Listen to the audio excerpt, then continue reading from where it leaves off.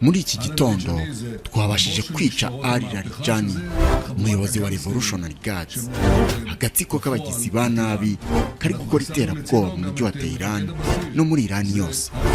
Twishe kandi umuyobozi wa Basij. Aba ni abambari ba kagatsiko k'abagizi ba nabi ari gukora iterabwoba mu mijyi yose yo muri Iran. Turi gukorana n'indege zacu z'indwanyi, indege z'intambara na za drone kugira ngo tushegeze umusingi wa buriya butegetsi, ndetse twizeye ko bizaba amahirwe ku baturage ba Iran yo gukuraho ubutegetsi.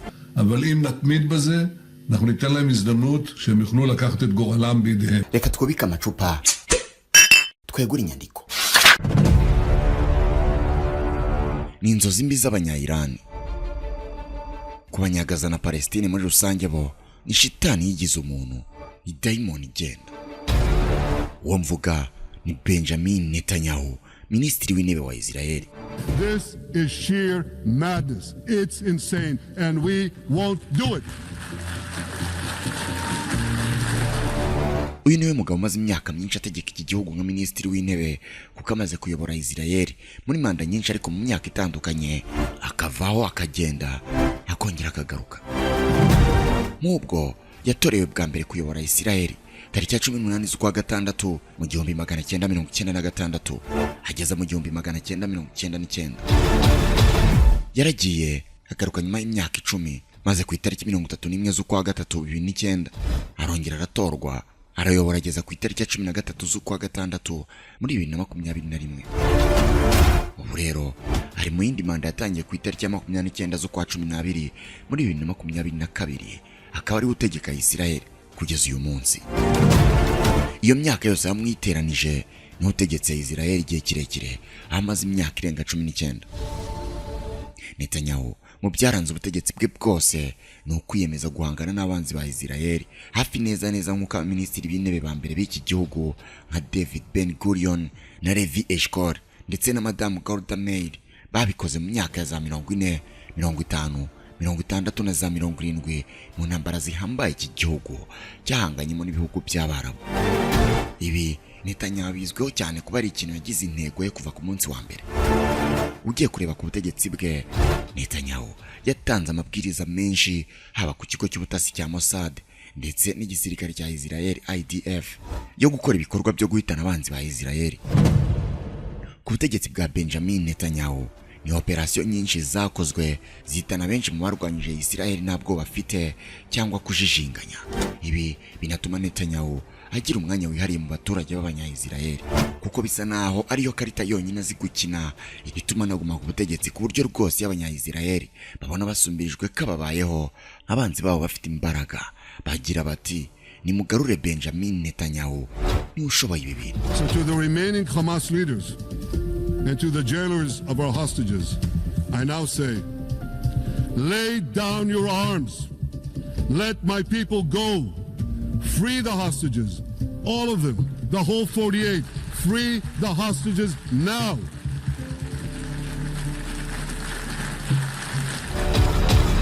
Benjamin Netanyahu ni umugabo wagiye abangamirwa n'imyitwarire ye mu banyapolitiki imbere muri Israel, bituma nagorwa cyane no gushyigikirwa n'abaturage ba Israel. Ngaho ngo yavuzwe muri za diru za ruswa, yavuzwe mu by'imibonano mpuzabitsina n'abagore batarabe mu myaka za 90, hafi kumusenya burundu muri politiki, ndetse n'ubu rwose abanya-Israel baracyatekereza ko yacirwa urubanza mu rukiko kubera ibyaha bya ruswa. Ariko Bibi nk'uko bamwita, ku rundi ruhande kwihaniza no gukura abanzi ba Israel mu bikorwa bihambaye bikangaranya buri wese ubyumva, bisa naho ariyo karita ya bwana azi gukina neza kurusha izindi, akaguma ku butegetsi.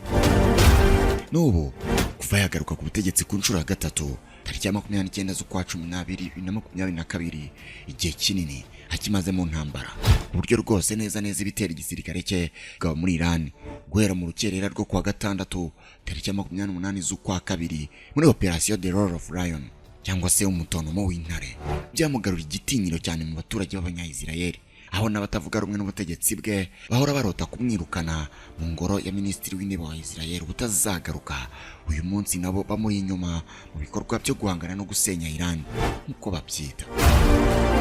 Igituma Netanyahu Abayahudi basa n'abamaze kwemeza ubuhangange bwe kuri iyo ngingo, nuko nyine operasiyo zose zikorwa n'intambara zose arwana ngo zisigira umwanzi isomo rikomeye zikamusenya burundu. Kuko ngo muri iyi ntambara bari kurwanamo na Iran bafatanije na Amerika, igisirikare cya Isirayeli kimaze kwica abasirikare bakuru ba Iran barimo n'abajenerali agahishi n'abanyapolitiki batabarika bakomeye, ndetse bari bafite ijambo rya nyuma ku butegetsi, uhereye ku muyobozi w'ikirenga wa Iran Ayatollah Ali Khamenei.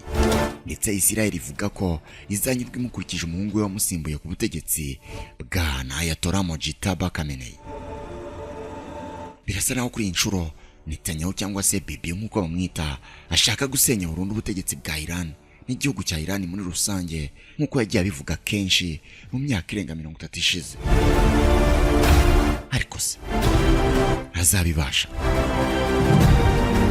Ntabwo ari ugusenya umwanzi burundu binyuze mu kwangiza intwaro n'ibikorwa remezo bye gusa, oya, ahubwo birasa naho Isirayeli iturufu ya mbere ikoresha mu gusenya umwanzi bahanganye ni ukwica abayobozi be bakuru, babandi b'imbere batanga amabwiriza, ndetse we n'abayobora urugamba ikabanza ikabarangiza, ubundi intambara igahita yorohera. Kuri bo babanza guca umutwe, ubundi bagasoreza ku murizo. Batekereza ko iyo wishe abayobozi bose b'umwanzi intambara uba uyitsinze, kubera ko abandi barwanyi basigaye niba wishe abayobozi babo bahita bacika intege, bakumva ko ntacyo kurwanira gisigaye, bityo ukabatsinda bikoroheye. Ibi nibyo yakoreye imitwe nka Hamas, Hezbollah ndetse na Iran igezweho uyu munsi. Koko Isirayeli izasenya Iran burundu? Iyi ntambara iki gihugu gifatanije na Leta Zunze Ubumwe za Amerika byatangije kuri Iran, ikaba irimo kuyogoza akarere k'uburasirazuba bwo hagati ndetse n'isi yose muri rusange. Izarangira gute? Guha ikaze mu gice cya mbere cy'icyegeranyo gicukumbuye gifite umutwe ugira uti Isirayeli ibigenza ite ngo ibashe kwica abayobozi bakuru b'abanzi bayo. Ni icyegeranyo kizagira ibice bibiri. Nitwa Oscar Dushime, ushatse unyite D7. Guha ikaze.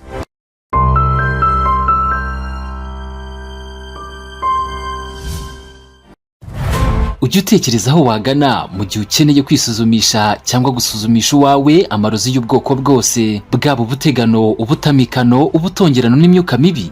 Ndabizi henshi wagiye byaranze, ariko igihe niki nguhagarika ibyo kwiri gusiragizwa n'ababamamyi bakwizeza ibitangaza bagamije kugucucura utwawe, nkaho utazi muganga gakondo Misamvu uhora akanahoza abugarijwe n'indwara z'akarande. Kwa muganga gakondo Misamvu dutanga umuti wo gufata ibisambo n'abarozi, kugaruza ibyibwe, kwigarurira uwakwanze, uburwayi bwo mu mutwe bufitanye isano no kurogwa n'uruhereko mu myaka. Ubuziranenge bw'imiti yacu bwatumye tugaba amashami mu karere kose ka Afurika y'ibiyaga bigari, duhereye mu bihugu birimo Rwanda, Uburundi, Kenya, Uganda, Tanzania na Kongo zombi. Kubifuza kuvugana na muganga gakondo Misamvu ni muhamagare munandika ubutumwa bugufi kuri 0793 65 55 41 cyangwa mutwandikire mukoresheje urubuga rwa WhatsApp kuri nimero akamenyetso ko guteranya 25 67 70 49 59 79. By'akarusho ku bari mu mahanga ya kure dukorana na DHL, ikigo cy'Abadage kabuhariwe mu kugeza ibicuruzwa kuri ba nyirabyo, ku buryo imiti yacu nayo ikugeraho mu minsi 3 gusa. Ikaze nanone mu kiganiro cyacu kandi cyanyu. Nyuma y'amezi 9 gusa ari ku butegetsi, tariki ya 7 z'ukwa 10 muri 2023, abakomando b'umutwe wa Hamas bagabye igitero gihambaye kuri Isirayeli, bica abasaga 200, batwara abandi barenga 100 bugwate. Ako kanya Netanyahu yahise ashyuha mu mutwe, atanga itegeko, maze ahagurutsa igisirikare cya Isirayeli IDF, ndetse arahirira gusenya burundu umutwe wa Hamas. Netanyahu ibyo bitero yahise abyegeka ko yita umwanzi wa Isirayeli kuruta abandi mu kinyejana cyose cya 21 ari we Iran, avuga ko nta kabuza ari wari uri inyuma y'ibyo bitero. Abaturage b'Abanya-Isirayeli bashyize igitutu gikomeye kuri Benjamin Netanyahu, bamubwira ko yagize uburangare bukomeye bwatumye Hamas ibasha kwinjira muri Isirayeli. Bati Netanyahu ntacyo umaze, Mossad yarebaga he ubwo Hamas yinjiraga ahangaha ikatwikira urubyaro ikadushimutira abantu. Benjamin Netanyahu mu ntangiriro y'intambara muri 2023 yanahuye n'igitutu cy'imiryango y'abafite abantu babo bafashwe bugwate bagashimutwa na Hamas. ariko Netanyahu mu gusubiza abo bose bamushyiragaho igitutu yasubizaga ko Isiraheli ihagaze kandi ikomeye kizarwanya Hamas ikayirimbura burundu ndetse igatanga umutekano. Ariko yanavugaga ko igomba kurwanya ubufatanye bw'ikibi yitaga axis of evil.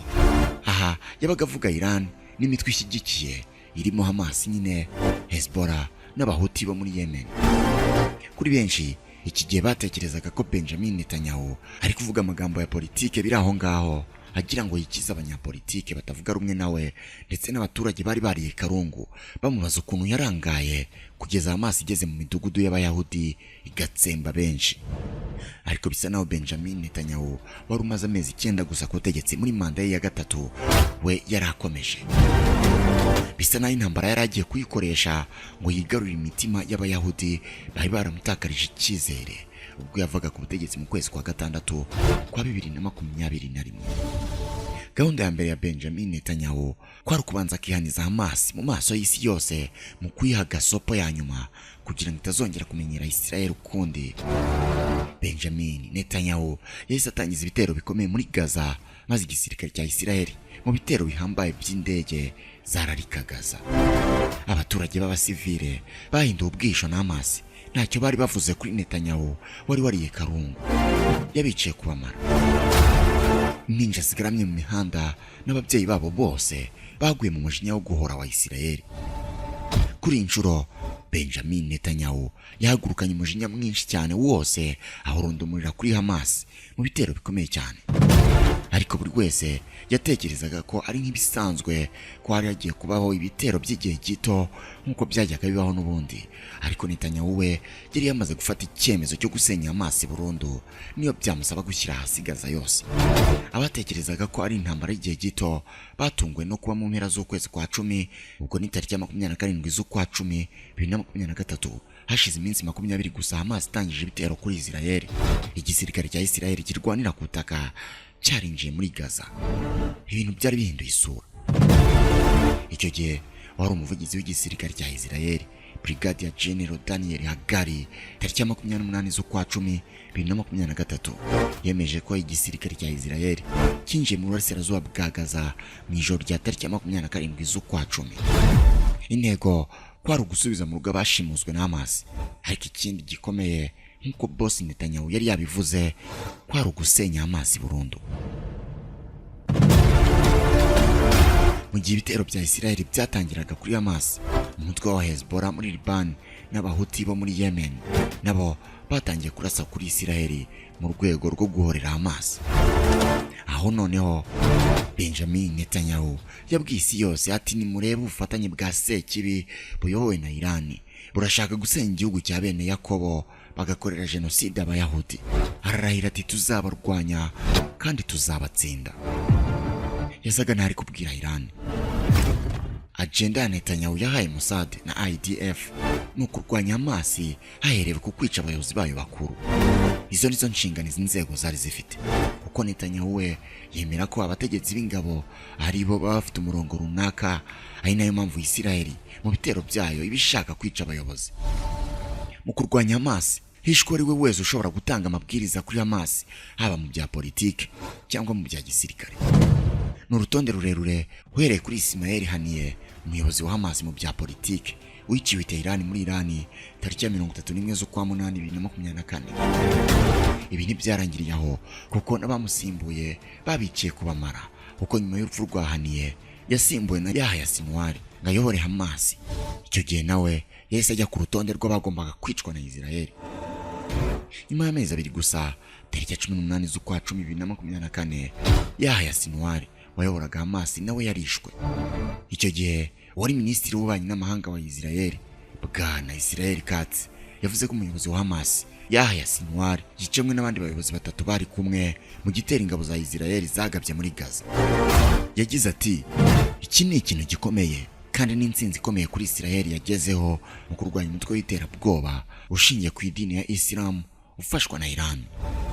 Kwicwa k'uyu muyobozi bwari ubundi butumwa bukomeye, nk'uko Netanyahu yari yarabivuze kazahigwa ari we wese washotoye Israel mu kurandura umutwe wa Hamas no guhorera abanya-Israel. Icyo gihe wari minisitiri w'ingabo Yoav Gallant mu nyandiko yanditse kuri X yavuze ko abanzi ba Isiraheli badashobora kwihisha. Yongeye ati tuzabakurikirana kandi tubakureho. Kwica Sinwari byari intego ya Isiraheli kuva mu kwa 10 kwa 2023 kuko ya Sinwari byavugwaga ko ari we wateguye igitero cyagabwe kuri Isiraheli tariki ya 7 z'ukwa 10 2023 mu majyepfo ya Isiraheli kigahitana abarenga 200 ndetse bagafata bugwata abarenga 251. Kwica ya Sinwari byateye ubwoba cyane isi yose bikangaranya umutwe wa Hamas kubera ko iyo Sinwari byatekerezwaga ko mu Bisiraheli ishobora kwica bose, uyu we bidashoboka kuko uyu Sinwari yari yarahanganye na Isiraheli igihe kinini, baramuhize baramubuze, ndetse yarazi amayeri yose ya Isiraheli kuko uyu mugabo yari yarabaye muri Isiraheli imyaka myinshi ari imfungwa. Ntibyarangiriye aho kuko nyuma ya Sinwari undi wamusimbuye nawe ari we murumuna we Mohamed Sinwari nawe yatangiye guhigwa bukware na Isiraheli bamuhigira kutamubura kugeza nawe yishwe ejo bundi mu kwezi kwa 5 mu mwaka wa 2025. Icyo gihe noneho Minisitiri w'intebe wa Isiraheli ubwe Benjamin Netanyahu bakunze kwita Bibi yatangaje ko ingabo ze zishe Mohamed Sinwari wafatwaga umuyobozi wa Hamas nyuma y'aho umuvandimwe we ya Sinwari yiciwe. Netanyahu ibi yabitangaje kuwa 3 ku itariki ya 28 z'ukwa 5 2025 imbere y'inteko ishinga amategeko ya Isiraheli aho yagize ati twishe Mohamed Sinwari. Icyo gihe ibinyamakuru byo muri Isiraheli byatangaje ko Mohamed Sinwari umuvandimwe wa ya Sinwari yishwe tariki ya 13 Gicurasi mu bitera ingabo za Isiraheli zagabye mu gace ka Khan Yunis. Ubu rero bisa naho uyoboye Hamas atazwi kuko benshi barishwe rwose, ndetse si mu bijyanye na politike gusa kuko n'abayoboye umutwe w'abarwanyi wa Hamas Abayahudi babicaye kubamara kuko nk'ubwo ku itariki ya 1 z'ukwa 8 2024 igisirikare cya Isiraheli cyemeje ko cyica umuyobozi w'umutwe witwaje intwaro wa Hamas ku rwego rwa gisirikare Mohamed Deif. Igitero cyagabye mu ntara ya Gaza tariki ya 13 Nyakanga 2024. Icyo gihe Hamas yatangaje ko icyo gitero cyagabwe mu gace ka Khan Yunis cyiciwemo abantu 90 gikomerecyamo 300 barimo bari bahahungiye. Byahwiswaga ko DF wari ufite imyaka 58 y'amavuko yiciye muri iki gitero cyagabwe n'indege, ariko uyu mutwe wari wabihakanye usobanura ko ameze neza kandi kakomeje kuyobora ibikorwa by'igisirikare. Wahoze ari umugaba mukuru w'ingabo za Isiraheli Herzi Halevi yemeje ko iki gitero cyari kigambiriye Deif, ariko ko hari hakiri kare ngo yemeze umusaruro cyatanze. Ati haracyari kare kuvuga umusaruro w'iki gitero. Nyuma rero y'ubusesenguzi bwamaze iminsi bukorwa n'iperereza, igisirikare cya Isiraheli noneho nibwo ku itariki ya 1 Kanama 2024 cyatangaje ko Deif yiciwe muri iki gitero. Kiti ubu twabyemeza Mohamed Deif yarishwe. Deif yari umwe mu bashinze ishami rya gisirikare rya Hamas rizwi nka Al-Qassam Brigade mu 1991, akaba yari amaze imyaka 22 yose ariyoboye mbere y'uko yicwa. Nk'uko Abayahudi babivugaga, yari umwe mu bashinzwe kuyobora ibitero by'ubwiyahuzi byatwaye ubuzima bw'Abanya-Isiraheli benshi. Leta ya Isiraheli icyo gihe yemeje ko Deif umuyobozi wa Hamas muri Gaza ya Sinwari aribo bateguye igitero cya tariki ya 7 z'ukwa 10 2023 cyiciwemo Abanya-Isiraheli barenga 200. Urupfu rwa Deif rwemejwe nyuma y'urwa Ismail Haniyeh wari umuyobozi wa Hamas ku rwego rwa politike. Uyu yiciwe mu gitero cyagabwe ku nyubako yari acumbitsemo i Tehran muri Iran ku itariki ya 31 Nyakanga 2024. Icyo gihe Hamas yatangaje ko Haniyeh yishwe n'ingabo za Isiraheli, irahirira kuzamuhorera no gukomeza intambara muri Gaza.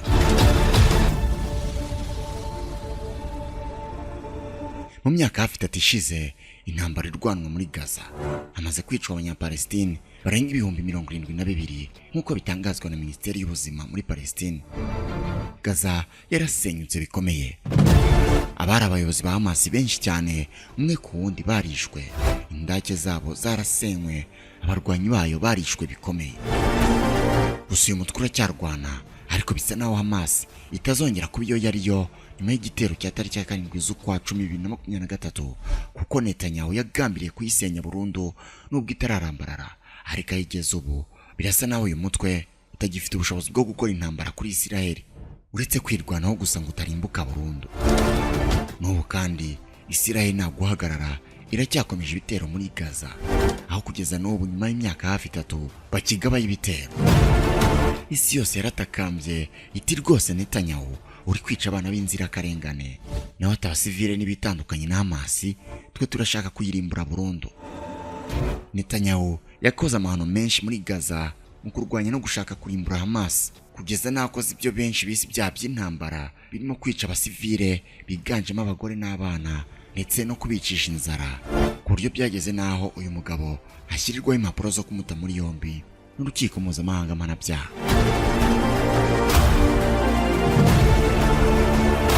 Kurundi ruhande, mu gihe ibitero bya Hamas byatangiraga, umutwe wa Hezbollah ukorera mu majyepfo ya Liban nawo wagabye ibitero bya za misile z'ubukana bwose mu majyaruguru ya Isiraheli. Ariko Benjamin Netanyahu ntabwo yari yiteguye kubona Hezbollah nayo imumenyera gutyo gusa. Mu buryo bwatunguranye, Netanyahu yafashe umwanzuro wo gukurikizaho Hezbollah nayo akayisenya bihambaye. Yarabirahiriye kandi umuheburayo yatangira kubishyira mu bikorwa. Nyuma yo kunegeka za Hamas yica abategetsi bayo, Benjamin Netanyahu yahaye amabwiriza igisirikare cye cya IDF ndetse na Mossad ngo bahige bukware abategetsi ba Hezbollah babice bose. Uwo Benjamin Netanyahu yashakaga cyane cyane mu bitero byo gusenya Hezbollah umuyobozi wayo Sheikh Hassan Nasrallah. Ibyo byasaga n'ibidashoboka kuko kuva mu 1992 uyu mugabo yari yarahizwe bikomeye, ariko kuva mu kwa 10 kwa 2023 Netanyahu wari wariye karungu yumvaga ko yamubura. Inasi za Isiraheli zaramugenje bikomeye kugeza zimenya aho yari ari mu nama n'ibyegera byafya byose maze baramuhitana. Iyi ni inkuru yakangaranyije isi yose kumva ko ingabo za Isiraheli zatangaje ko zishe Hassan Nasrallah mu gitero simusiga cyagabwe mu murwa mukuru wa Liban, Beirut, aho yari kumwe n'abandi bayobozi bakuru b'umutwe wa Hezbollah. Ibyo kandi Isiraheli yabigezeho nyuma yaho yari maze igihe yica benshi mu bayobozi bakuru ba Hezbollah, barimo abakora muri unite yo kurasa ibisasu bya rocket, ubutasi n'abandi bakora mu nzego nkuru cyane cyane za gisirikare. Icyakora byatekerezwaga ko kwica Nasrallah bigoye cyane, bijyanye n'uburyo uyu mugabo wari ufite imyaka 64 y'amavuko yarindirirwaga umutekano mu buryo buhambaye. Inyubako yiciwemo bikekwa ko ariyo yakoreshwaga nk'ibiro bikuru by'uyu mutwe, bikavugwa ko yari mu buvumo bunini cyane buri munsi y'inyubako enye zose mu gace gatuyemo abaturage benshi. Ariko ahangaha Abanya-Isiraheli bohejeho igisasu gishwanyaguza inyubako yose kirayubika ijya hasi. Hassan Nasrallah apfana n'abo bari bari kumwe bose. Bivugwa ko uyu mugabo yapfuye ari kumwe n'abandi bayobozi ba Hezbollah ndetse umukobwa we Zainab Nasrallah nawe ari mu baguye muri iki gitero simusiga. Iki gitero cyari gikomeye cyane ku buryo mu gace cyagabwemo imodoka zari ziparitse ku birometero 5 zatanze inabaza ndetse kinatera umutingito wamaze igihe gito. Umuhungu w'uyu mugabo Sayed Had Nasrallah nawe yari yarishwe mu 1997 na Israel. Kikaba kimwe mu bintu Nasrallah yavuze ko byamubabaje cyane mu buzima bwe bwose. Icyemezo cyo kwica Nasrallah cyafashwe n'inama y'umutekano ya Israel nyuma y'uko inama yari yarahakanye iki cyemezo inshuro 2 zabanje. Yishwe nyuma y'uko Israel ibonye neza ko Nasrallah adateze kwemera ibiganiro. Urugendo rwo kumuhitana rwatangiye ku itariki ya 8 Nzeri 2024 ubwo abakomando kabuhariwe ba Isiraheli bagabaga igitero simusiga mu majyaruguru ya Syria, aho Hezbollah na Isiraheli bani mu bikorwa byo gukora ibisasu bifite ubushobozi buhambaye. Nyuma yo kumenya ayo makuru, Isiraheli yahise itangira gutegura iki gitero. Aha muri Syria hari laboratoire ikora intwaro igenzurwa na Hezbollah ikorana n'abahanga baturuka muri Iran. Nyuma yo kwangiza iyo laboratoire, Isiraheli yaje kugaba ibitero ku byombo by'abarwanyi bayo, maze abagera kuri 40 barapfa, abandi barenga 3,000 barakomereka bikomeye, harimo 1,500 baboze ingingo zabo. Nyuma y'ibi, ubuyobozi bwa Hezbollah bwatangiye gukoresha inama mu buryo bwo guhura aho gukoresha ikoranabuhanga. Ibi nibyo Isiraheli yuririyeho itangira gushaka uburyo yazatega abayobozi ba Hezbollah bahuriye ahantu hamwe. Mu gihe igitero cyabaga, Isiraheli yamenye amakuru ko Nasrallah yatumije inama n'abayobozi bakuru ba Hezbollah, biba ngombwa ko iki gitero gitegurwa. Mu kuyobya uburari, Minisitiri w'Intebe Benjamin Netanyahu yateguye urugendo muri Leta Zunze Ubumwe za Amerika. urugendo rwa minisitiri w'intebe wa Isiraheli bwana Benjamin Netanyahu ajya New York rwari rugamije kurangaza Nasirara, bigakekwa ko ibi byatumye yumva ko nta kibazo gihari cyane ko kenshi ibyemezo bikomeye ari we wanyuma ubifata, kandi akaba yarabizi ko kumwica cyari icyemezo cyaba gikomeye. Icyakora nyuma gato yo kuvuga ijambo rye mu nteko rusange ya Loni, Netanyahu yahise ajya mu cyumba yararagamo afatiramo icyemezo cyo gutanga itegeko ryo kwica uyu mugabo. Nasirara yewe Hezbollah mu gihe cy'imyaka 32 yose, aho yatangiye kuyiyobora akiri muto cyane ku myaka 32, yayifashije kuba umutwe ufite imbaraga, aho igisirikare cyawo gifite imbaraga kurusha igihugu cya Libani nyirizina, ikanagira intwaro nyinshi kandi zigezweho kurusha icyo gihugu. Akimara kwicwa, amakuru yagiye hanze yavugaga ko ashobora gusimburwa na mubyara we Hashem Safieddin, wari usanzwe akora cyane mu bijyanye na politike muri uyu mutwe aho kuba ibya gisirikare. Ariko nawe yararaye ntiyari yiriwe. Ayo mahirwe yo kuyobora uyu mutwe ntiyayabonye, kuko kwa kabiri tariki 22 Ukwakira 2024 mu masaha y'umugoroba nibwo igisirikare cya Isiraheli cyemeje ko nawe cyamwiciye mu gitero cyagabwe Beirut muri Libani mu byumweru hafi 3 byari bishize, ubwo hari nyuma gato yo kwicwa kwa Hassan Nasirara. Itangazo ryasohowe na Tsahari rigira riti, ubu noneho twakwemeza ko mu gitero cyabaye mu byumweru hafi 3 bishize, Hashem Safieddin, umuyobozi w'inama njyanama ishinzwe gutegura ibikorwa by'iterabwoba muri Hezbollah, yiciwe mu gace k'icyaro ko mu majyepfo ya Beirut.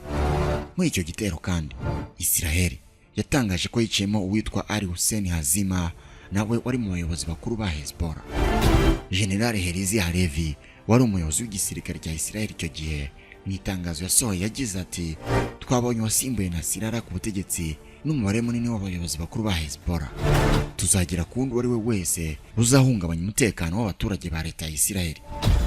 Ubwo kubagiraho yavugaga ni ukubica nyine, nta kindi. Tariki ya 8 Ukwakira 2024, minisitiri w'intebe wa Isiraheli Benjamin Netanyahu muri video yageneye abanyaribani yavuze ko Isiraheli yishe abantu bakora iterabwoba, harimo na Nasirara uwamusimbuye ndetse n'uwasimbuye uyu mushya. Muri make bishe Nasirara, bica uwasimbuye Nasirara, bica nanone uwasimbuye Nasirara. Isiraheli ntiyarekeye aho, kuko yagabye ibitero kuri Hezbollah birimo guturitsa ibikoresho by'itumanaho bya Hezbollah byahitanye benshi, aho dukoresho twitumanaho twihariye twitwa Pegas abarwanyi bifashishaga mu gutumanaho no guhanahana amakuru. Isiraheli yaraduturikije, bityo abari badufite bose turabakomeretsa bikomeye, abandi turabica. Iyi operasiyo nayo yari yateguye imyaka irenga 10 yose, tuzayivugaho mu buryo bwihariye. Ntibyarangiriye aho, kuko rwose Benjamin Netanyahu wari wamaramaje gusenya Hezbollah yafashe umwanzuro wo kohereza ingabo mu majyepfo ya Libani guhashya Hezbollah.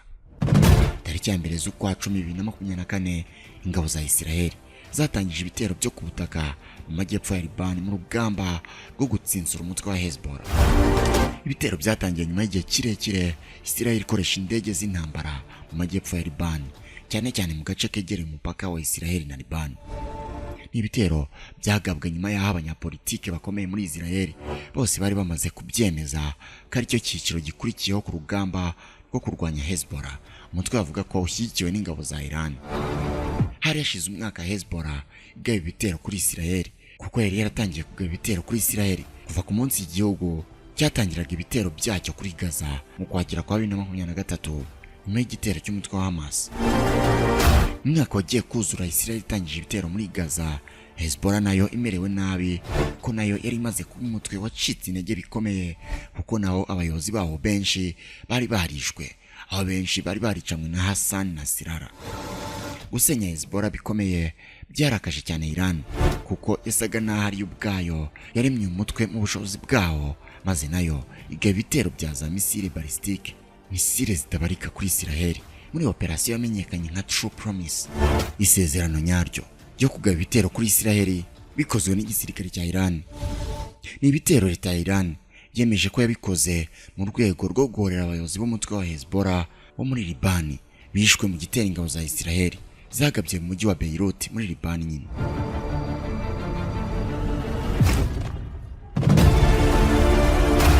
Ngayo nguko. Uyu niwo musozo w'igice cya mbere cy'icyegeranyo cyihariye kibazaga ngo Isiraheli ibigenza ite kugira ngo ibashe kwica abayobozi bakuru b'abanzi bayo?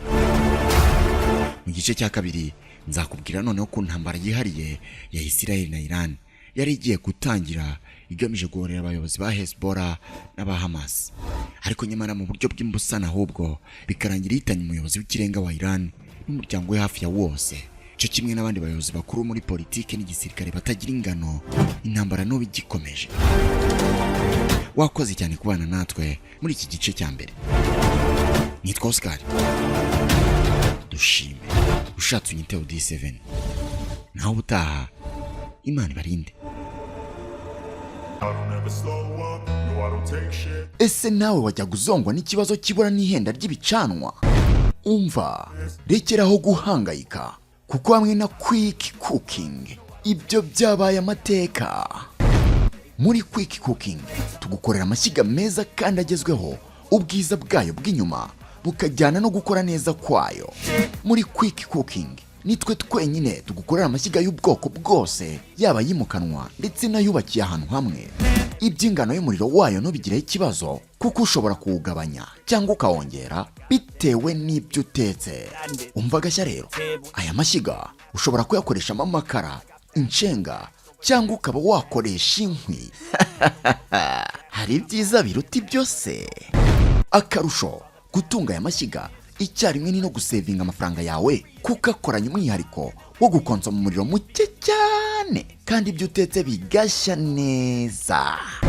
Aya ni amashyiga arondereza ibicanwa ku kigero cya 80%. Wow! Ngaho nyumvira nawe, ishyiga rigizwe n'ifuru, icyokezo ndetse n'imyanya yo gutekeraho tugushyiriraho bitewe n'iyo wifuza, ku giciro kingana iki se shaho kari nk'ubuntu. Umva gashya rero, ku bakoresha amasafuriya manini ya muvero, namwe turahari ku bwanyu. Ntuzuyaze kuduhamagara, kuko haba iwawe mu rugo cyangwa aho ukorera umurabyo uratinda, tukugeraho mu kanya nk'ako guhumbya. Ndetse by'umwihariko banyamahoteli n'amaresitora, utubari n'abandi mwese mutanga serivisi zo guteka no kotsa, nimutugane kuko dufite amashyiga mukeneye. Kubifuza kwiga uyu mwuga namwe ni karibu, amarembo yacu arafunguye. Ngwino tukwigisha gukora aya mashyiga, kuyubaka ndetse na sudire. Tugana aho dukorera i Kanombe mu Busanza, i Rwamagana cyangwa Kimironko muri gare. Utubwire ishyiga wifuza, turi gukorere mu kanya nk'ako guhumbya. Ku bindi bisobanuro duhamagare kuri izo nimero ubona kuri screen yawe. Quick cooking, wow, kugufasha gucana neza kandi ku giciro gito, niyo mirimo twerejwe gukora.